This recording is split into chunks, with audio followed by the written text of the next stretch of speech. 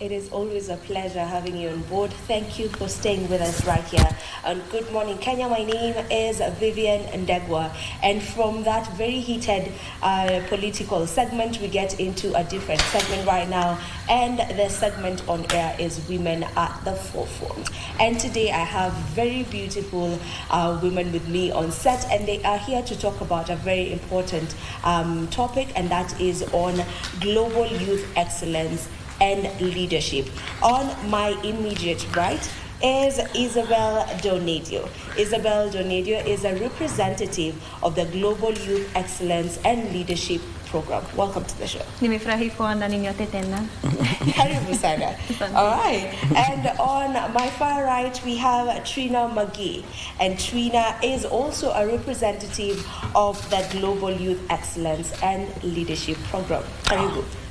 Thank you for having me. You haven't learned that yet. I'm learning every day. It's a pleasure to have you ladies on the show today. Actually, as I mentioned earlier, the segment is Women at the Forefront, so it's only right for us to have had women come to speak about this particular program. If we may just start with what the program is all about. Yes. Just tell us a bit about it. Yeah, I can start with that. So something I just want to clarify as well is, so this is part of the United Nations program.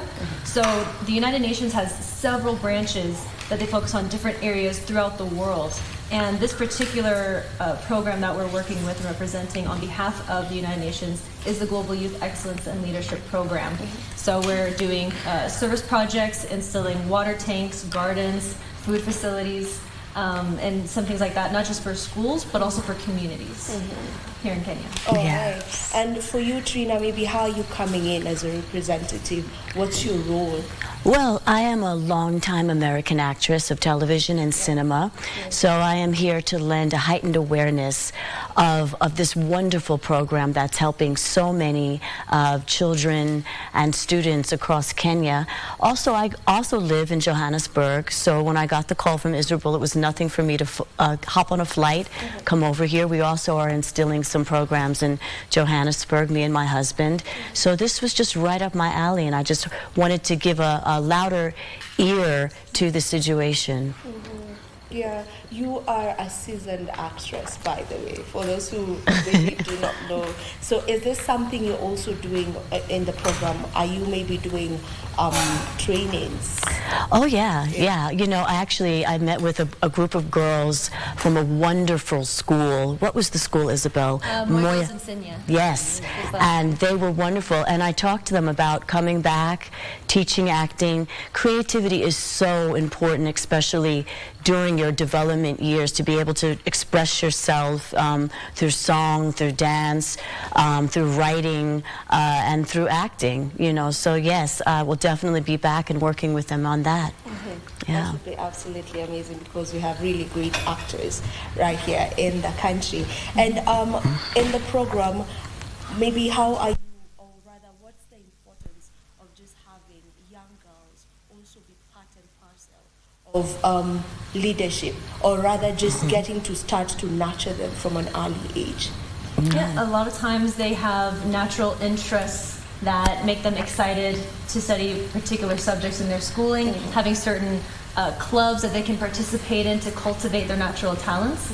And what we're doing through GYEL is we're helping fund facilities that can house them, where they can not be out in the sun or in the rain, so that way they can do things in a more safer environment. So we're very happy and proud to be able to continually help nurture the next generation. And if I might add, these are our future. This is our future. We must invest in our future. If we want the world to be a better place, it starts with the children. So that's really, I am also a mother, and I just feel such a calling for this organization. And still on on the same breath, what does it take really to inspire the next generation?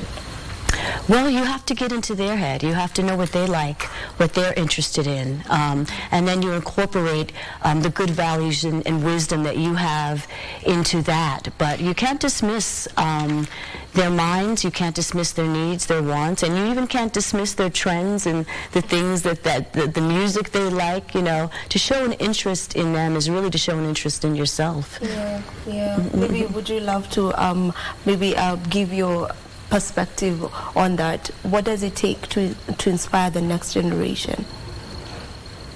I'm mostly going to echo what Trina said, but additionally to that is helping the teachers get what they need, whether it's school supplies, helping understand where the children are at with their school fees, so that way they can come to school and they're not worried about the family's burden of, you know, what it is for boarding, what it is for uniforms, what it is for their school lunches. And instead what GYEL is doing is they are helping target those specific challenges, so that way these students are able to come more relaxed. They're able to have great news when they go back home. Tuko hapa kufanya matokeo ya kudumu. We're here to make a lasting impact, not just for this generation, but for the next one as well. Yeah, we're living in a different kind of world.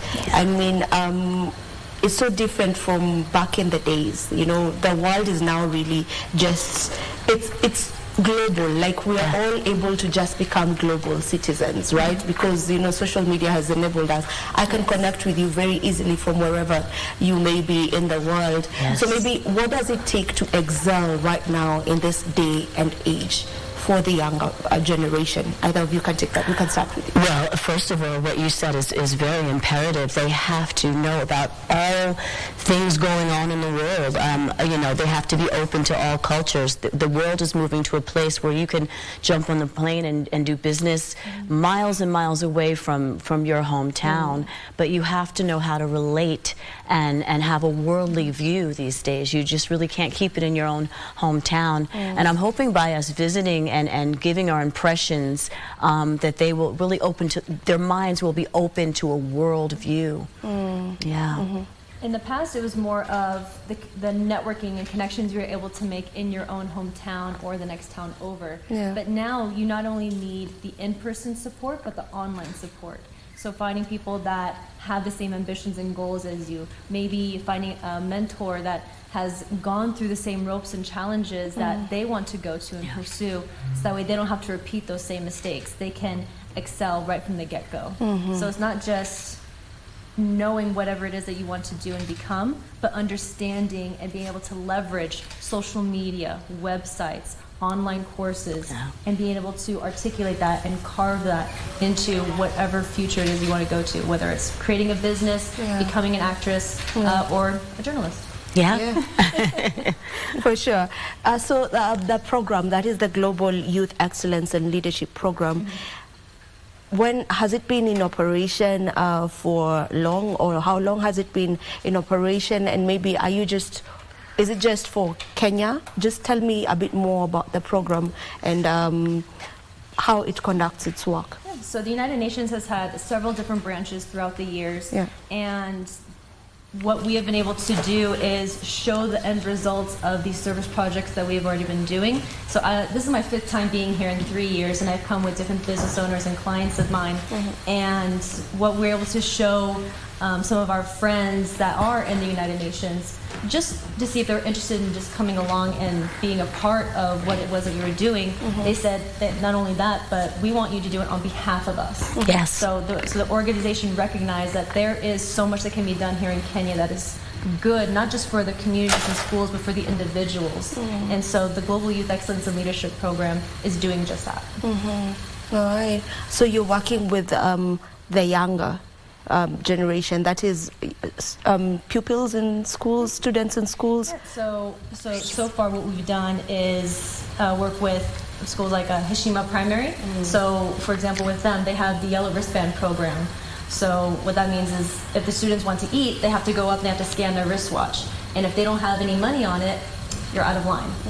And so what GYEL has done for them is that they've sponsored thousands of lunches for the next year. So that's one school. We've also done water tanks for Kajiado Township, St. Patrick's Mixed School, Moy Girls Insignia. We're also going to be doing a computer library for Moy Girls Nairobi.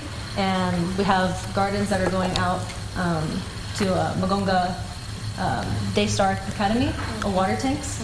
So we're doing all different kinds of things just as a starting point. Yeah. I'll ask you to hold that thought. We take a break and then we'll be back in a moment to continue with this conversation. Don't you go too far.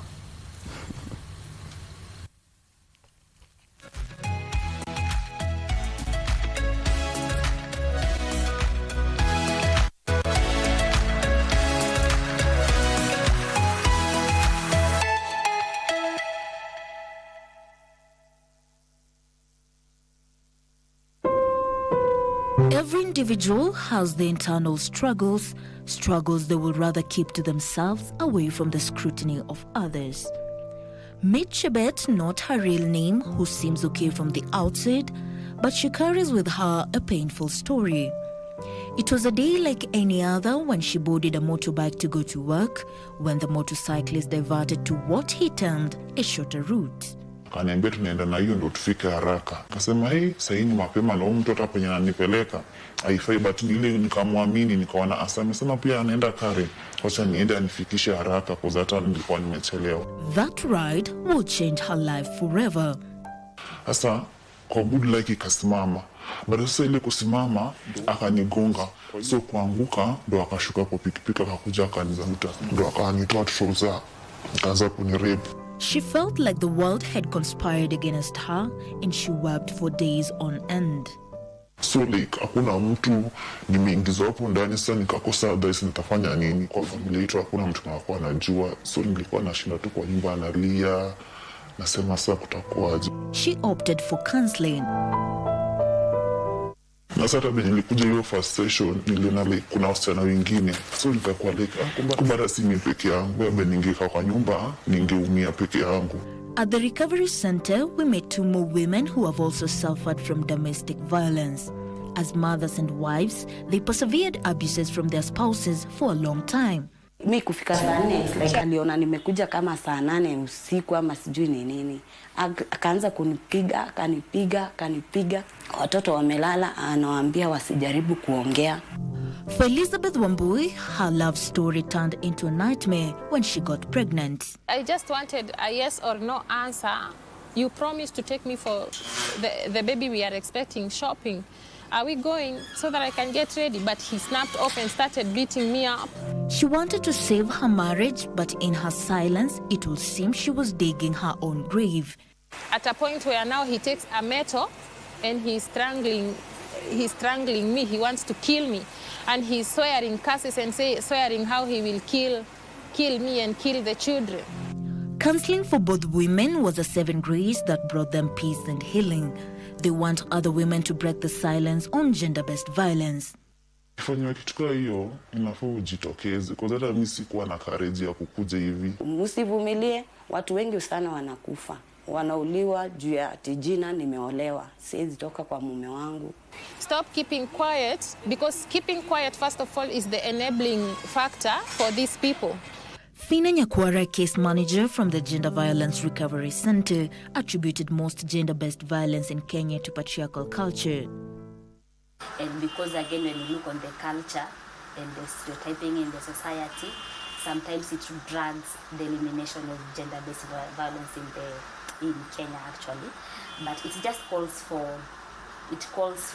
so many individuals or partners just to work towards elimination.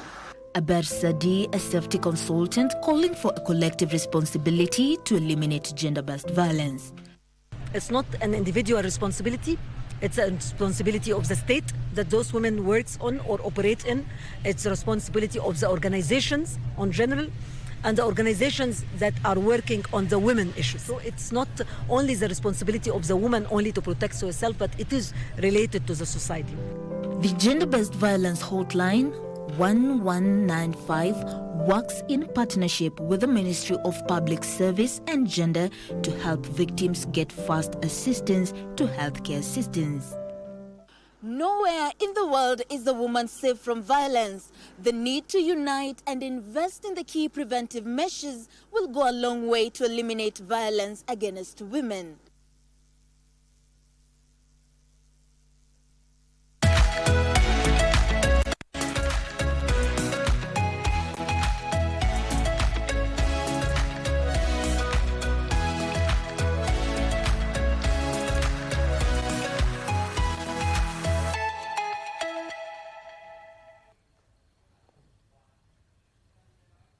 And we are back from the break. Thank you for staying with us.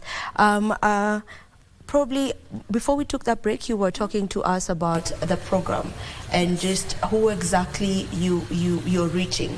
You're talking about school-going children. Yeah. Yeah, so some of the schools that we're working with are primary schools like Hashima Primary, Magoga Day School, Daystar Academy. Ones that are in the higher grade levels are like Moy Girls, Insignia, and Nairobi. We were just visiting with Kajiado Township, St. Patrick's Mixed School. We're doing water tanks, we're doing gardens, food facilities, sponsoring school fees, school supplies. Actually was just told that another branch of the United Nations is also interested in joining us on what it is that we're doing here, the Council of Global Change, along with Global Youth Excellence and Leadership Program. So now 2 branches of the United Nations are working to help sponsor and take care of the citizens of Kenya. So we're very excited for all of this news. All right. Yeah. Okay, that's wonderful. When we talk youth leadership, how exactly does that look like for you, Trina? Oh, youth leadership is about empowering the youth, making them feel confident, teaching them lessons that will carry into their adulthood. No child should not have the basics. That is something that cuts the child's confidence and does not allow them to grow properly. So just to be able to start with the basics with these programs, make sure they have enough to eat during the day. There's water there. You know, these are you would think these are small things, but they are imperative to the psyche of making a child a future leader. Yeah, yeah. And maybe just how you can add on to that, Isabel, how do we nurture excellent youth leaders or just excellent leaders from a young age? The greatest way to encourage these young individuals to become future leaders is by encouraging them to pursue their passions. Whether it's them going into academics, they're going into the sciences, they're going into cinema, they want to go into television. They have a natural curiosity for all of these things, and when you discourage someone at any stage in life, it hurts the heart, it hurts the soul. But when you're able to cultivate it at a young age and encourage them throughout, they're surrounded by friends, they're surrounded by a strong support system. That'll make a massive impact in any individual, regardless of their age or where they want to go in their life. Yeah. And what qualities maybe makes a good young leader? Qualities, I think being able to strategize, being able to master your emotions, being able to talk assertively to people, especially for women and young girls. Oftentimes men are perceived as commanding and we're perceived as demanding, you know. So it's a different skill set, especially for women, to be able to be assertive but still be respected and not viewed in a way that would hurt them. So all of these skills of the mind are very important. The strengthening of the mind, the mastering of your body, the mastering of your decisions, and discipline is very important too. Yeah. Mentorship is obviously very key and paramount when it comes to all this. Probably from your end, what role does mentorship play in this, and just why important is mentorship? Why is mentorship important? Mentorship is as important as having loving parents and supporting parents. It's having air in your lungs. It's water to drink. It's food to eat. It's a necessity for anything that you want to go into. If you want to become something, if you have a mentor, if you have an idol, someone that you look up to, and they are doing everything that it is you want to do, follow their example. You don't have to follow all their mistakes, but you can learn from all the hurdles that they had to jump through. It's a matter of having that self-awareness and having the self-confidence of, whenever I mentor someone, the first question I ask them, or something that I want them to think about, is, if there's any one thing that you can do and you knew you couldn't fail, no matter what it is, what would it be? What direction would you go into? And it can be a domino effect of, oh, well, if I can't fail in it, then I'll have this little idea. well, if I can't fail, then it'll turn to this big idea. And it'll get bigger and bigger and bigger, and so will their ambitions and their goals. And so that is the value that a mentor plays in their life. It takes away the limits. It takes away the self-doubt. Yeah. Feels like Trina wants to chip in to that. No, I just was loving what she was saying because it's all about confidence, and having a mentor really can give you that confidence. I know when I was young, I used to look up to actresses, Cicely Tyson and Dorothy Dandridge, if anybody remembers her, and they were roadmaps for me. They were maps to get to where I wanted to be. And like Isabel said, you don't have to follow all the mistakes someone made, but you certainly can learn from them and not have to experience that. And maybe what's the best way to get to pick a mentor for yourself? I would look for, instinctively, I would want, if I were younger, I would want someone that's happy, that's bright, that shows evidence that they have had success in their field. And also, I think it's good to get a mentor that has really had a lot of experience. Sometimes experience doesn't necessarily come with age, but it's these experiences, and failure is important. Your mentor should have had some failure also. You know, these are the things we want to look for. All right. Okay. We take a break. We'll be back in a bit.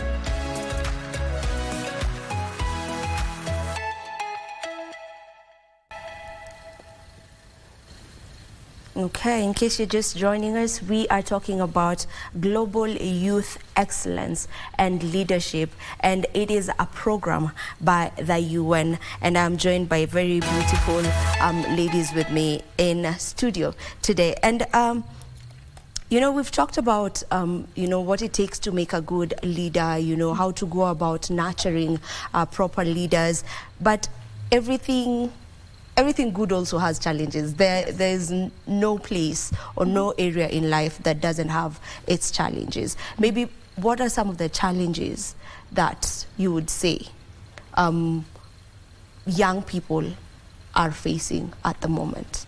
Well, you take that one? I think one of the biggest challenges is just staying attentive to what is pertaining to you. There's so many distractions with the phone, with television.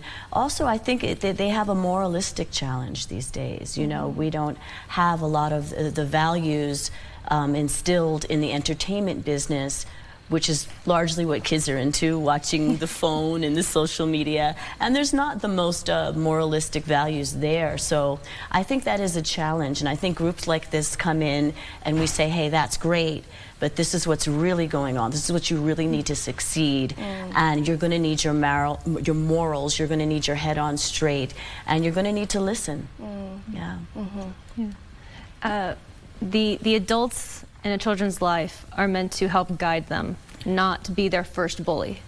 And so sometimes it can be really hard for young individuals to navigate what it is they want to do when they're in an environment that isn't fully supportive. And you know, I'll even speak from my own experience. When I first became an entrepreneur, my family was scared for me. They was like, no, you should get a safe job. You should go to school. You should finish that. You should do all of these different things. But now that I have accumulated the amount of success that I have, my family's like, I knew you would do it. I knew you would get there. But it took me having to shift my perspective on my environment and change the groups that I was spending time with to really help be the launching pad for the success that I've accumulated today. Yeah, and I know at the beginning of the conversation we talked about how the world is now just, it's truly global for sure, you know, because of the technology right now, social media and whatnot. Maybe how can a young person leverage social media to just work for them and make it work for them? Well, I would say the first thing is don't react to social media. You put forth the narrative of how you want to be perceived. Even when you see something on social media and it gives you a jolt, you really have to control yourself. And even if you want to answer, is this going to work for me? You know, leadership is about controlling your narrative and not being reactionary, but actually going in there and setting the narrative and being a leader. Yeah. All right. Still on the social media conversation, you know, on there are also so many bullies, and for the young people maybe that are watching us, probably most of them don't have that thick skin. You know, they're on social media, they want to enjoy their ride on social media, just get to read comments here and there, just get to post whatever it is they want to post, want to talk about how their day was, but then they find this bully out of nowhere who's just coming to bash them. What would you advise such a young person? The block feature, the block button, exists for a reason. It's okay to have people in your corner that are not going to be your biggest fan. It just comes with the territory. No matter what it is that you're going to do, what job it is you're going to pursue, subject you're going to study in school, you're going to have someone that's going to be rooting for your downfall. And it's okay to not have them in your life, to hit that block feature, because you deserve to have a happy life with so much success and many blessings, God willing. And if someone is vocal about them being against you, it's okay to walk away from them. I'll give them my own permission to do that. It's okay to hurt someone else's feelings because they hurt you first. Just walk away. Don't get aggressive. Don't get mean. But just say, no, thank you. Have an asante. Asante sana. Asante sana. Maybe for you, Trina, you know, having worked in the art industry, you know, acting to be specific, I can imagine maybe sometimes you just have haters for no reason. Because I mean, you know, get the hand. Being in the public eye sometimes just brings you that for no reason at all. So maybe what's the best way to go about that? And maybe you can even give us from your own experience how you get to deal with that, because I mean, I feel like it's so obvious for people who are in the public eye like that. You know, well, I personally have created a thick skin for myself over the years. One of the things that really does help me is having a husband, having a family, that when that happens, they say, oh no, Trina, you know, let's put this in perspective. You know, it's so sad these days. People often fall victim to their jealousy. And I feel if you have a jealous feeling towards someone, you should really check yourself and say, why do I feel that way? And what is it about me that I can improve so that maybe I won't feel that way or act out towards them? Now, I know that's a great discipline, but being an actor or being a leader, that's the discipline that you have to have. And also, I'm with Isabel. Hit that block button. It's there for a reason. It's there for a reason. Your mental health is so important, and you must protect it at all times, from strangers, from social media people, even from family sometimes. Your mental health is all you got, you know, so you really need to take care of it. Well, Isabel, you are an entrepreneur. You just told us a story of how you just got to build from block to block, even when maybe your own family wasn't really getting what exactly you're doing. And when it comes to entrepreneurship, I mean, failures and setbacks are really inevitable. They are bound to happen at some point on your journey. So maybe how or what's the best way to go about, you know, dealing with failure and being able to get back up and not just give up from the first failure or the first setback that comes your way? The first building block is emotional intelligence. So we've kind of danced around that topic a little bit in our time here, but when you're able to consciously be aware of a situation, you don't have to be reactionary to it anymore. You can see it, you can experience the feelings, and then you can address it accordingly without being, oh, they made me so angry, they made me so sad. You know, now I have to do something back. If you take a moment to register what it is that you're experiencing, you can address it in a calm manner, you can make clear decisions. When it comes to having people that are in your corner, it is so valuable to have that when you're outside the home, when you're in groups hanging out. But at the end of the day, when you go to bed and you're by yourself, the question becomes, am I happy with the decisions that I'm making? If yes, then I'm going to keep doing what makes me happy, and I know I'm going to be successful at it. And if I'm not, how can I, in a calm manner, address that and redirect it so I can get to where I know I'm going to be happy? Well answered. Maybe if you can just add a bit onto that in the point of, you know, just setbacks and just how important it is for us as human beings to just get accustomed to them, because they're bound to happen. Exactly. You know, they're there for us. It's part of life. Yes. So how would you advise, you know, someone to go about just picking themselves up every time they get something that they stumble on? Well, the first thing I would say is realize that when you fail, there is a truth in the failure that you must face. And we can't get ahead unless we face the truth. You know, if I failed something, if I did something wrong, I have to really be okay with pinpointing that and not wanting to brush it off because it doesn't feel good. From there, you can build. From there, you can say, I did that wrong. I will give myself a chance to do it again, and I'll do it right this time. Maybe I need that. And it's also, no, you may not fail just once. You may fail twice or 3 times, but you have to keep going. But the road to success really is in facing the truth of a situation. That's the only way to build on something, from truth. Yeah. I get that. And you mentioned somewhere self-awareness, like you just need to know and be aware of yourself. And sometimes self-awareness, you know, and someone being so being so confident about who they are, sometimes might come off as one being arrogant. Yes. So where do we draw that line? Well, I think also along with self-awareness, you have to read the room, you know, and you can oftentimes in your confidence, you can see where that, if you are reading a room, you can see where maybe that might make someone uncomfortable. So it's not a thing where you pull back, but maybe you give a little bit more warmth to the person that you feel that you might be intimidating. It's important not to lose yourself or shrink with people, but to invite them into your world and help them to be confident. You know, compliments are always good too. Yeah. Yeah. I love that. You wanted to add on to that? No, I was just loving everything that she was saying, the impact that we can make on ourselves. Our daily decisions, how you wake up, how you go about your daily routine. Are you checking your phone first to see how many comments you got on your latest post, or are you picking up that textbook that you know you should be studying for school?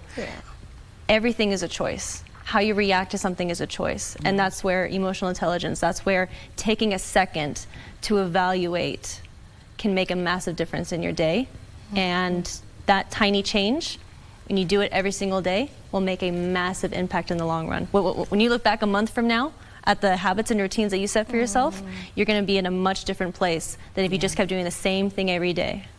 I love that. There's actually, I think it was just some quote I read. I think if it wasn't yesterday, it was the day before yesterday, and it was saying, if you're not able to do something great, just do the small things that you do in a great way, and you will get to that greatness that you're looking at. Yeah. How important is collaborations in everything, really? Collaboration is extremely important. Knowing how to work with people. There's power when people come together and they do things as a group. That's really the main reason I'm here. I want to feel the power of collaboration. I know that's where the success is, that's where the healing is. So we always want to think in this world we can do it alone and I don't need anybody. That is impossible.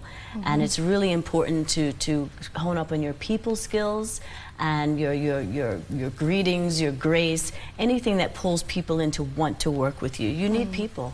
Yes. And that's exactly what you're doing with the global, you know, this initiative, the program that you're here, you know, just spreading. it's all about collaborations, because it's just people coming in to do the smallest of things. Yes. You come in, you do this, you bring in this, you bring in that. You yourselves as representatives, you're offering yourselves. So it's also part of collaboration, and I believe that's the way to go, right? Yes, it's one thing for me as an individual to come out and do service projects. You know, if it's just me on my own and I do 1 or 2 schools, 1 or 2 communities, okay. I come out again and again and again with groups. Now people are recognizing our efforts. Now they're seeing that we're not just here for tourism. No, even though safari is great, but then to also then be recognized by branches in the United Nations, the Council of Global Change, and the Global Youth Excellence and Leadership Program. With that collaboration, now we're having an even more massive ripple effect. It's not just helping a student, it's not just helping a school, it's not just helping a community, it's cities, it's towns. And that impact will just keep making wave after wave after wave. That's going to affect not just this generation, but the ones to come. Yeah. All right, and as we almost come to a close of this beautiful conversation, maybe you can just tell us how long you're around for the program, and where exactly will you be, will these initiatives be happening?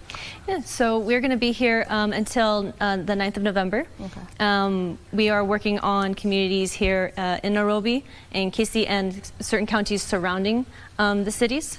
But we're going to be coming back again and again because of the collaborative efforts that we're having with these branches of the United Nations. So this won't be the last time we're going to be doing things with them. This isn't going to be the last time you're going to see me here in Kenya. Kenya ni nyumba yangu ya pili.